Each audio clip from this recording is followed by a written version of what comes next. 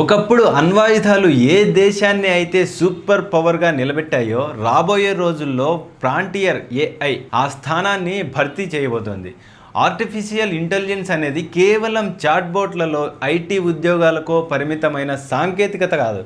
అది ఒక దేశ సార్వభౌమాధికారాన్ని, జాతీయ భద్రతను శాసించే అత్యంత శక్తివంతమైన ఆయుధం. ప్రస్తుతం అమెరికా, చైనాల మధ్య నడుస్తున్న సైలెంట్ ఏఐ వార్లో భారత్ తన సొంత సార్వభౌమ ఏఐ సోవరెయిన్ని ఎందుకు డెవలప్ చేసుకోవాలి? గూగుల్, ఓపెన్ ఏఐ వంటి గ్లోబల్ టెక్ దిగ్గజాలపైనే మనం ఎందుకు పూర్తిగా ఆధారపడకూడదు?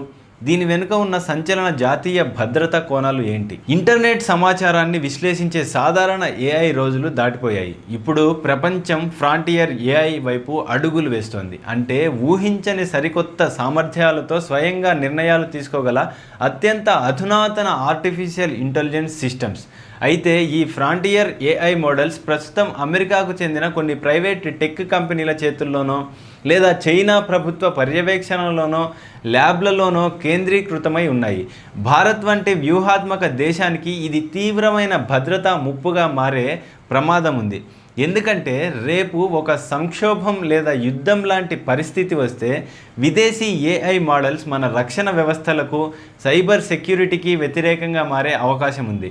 విదేశీ కంపెనీల క్లౌడ్ సర్వర్లపై ఆధారపడటం వల్ల మన జాతీయ రక్షణ సమాచారంతో పాటు వ్యూహాత్మక డేటా అంతా అవతలి దేశాల చేతుల్లోకి వెళ్ళే రిస్క్ ఉంది. మరో ముఖ్యమైన ముప్పు కల్చరల్ అండ్ పొలిటికల్ బయాస్, సాంస్కృతిక రాజకీయ పక్షపాతం.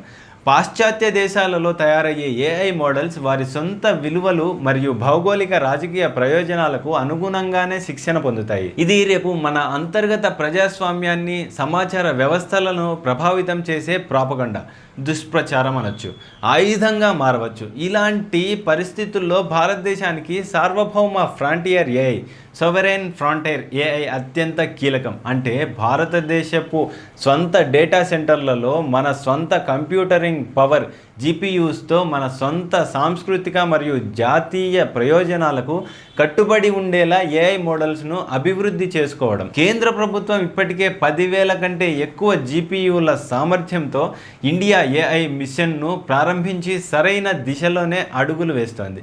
కానీ కేవలం అప్లికేషన్ల తయారీకే పరిమితం కాకుండా ఫౌండేషన్ మోడల్స్, కోర్ ఏఐ మోడల్స్ను నిర్మించడంలో భారత్ మరింత వేగంగా దూసుకుపోవాల్సిన అవసరం ఉంది.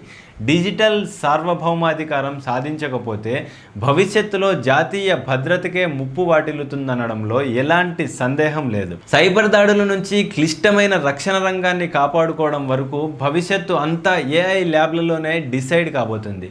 అందుకే డిజిటల్ ఇండియా అంటే కేవలం యాప్ల వాడకం కాదు, గ్లోబల్ టెక్నాలజీని శాసించే స్థాయికి ఎదగడం. సార్వభౌమ ఏఐ నిర్మాణంలో భారత్ ఎంత వేగంగా అడుగులు వేస్తోందో వేచి చూడాలి.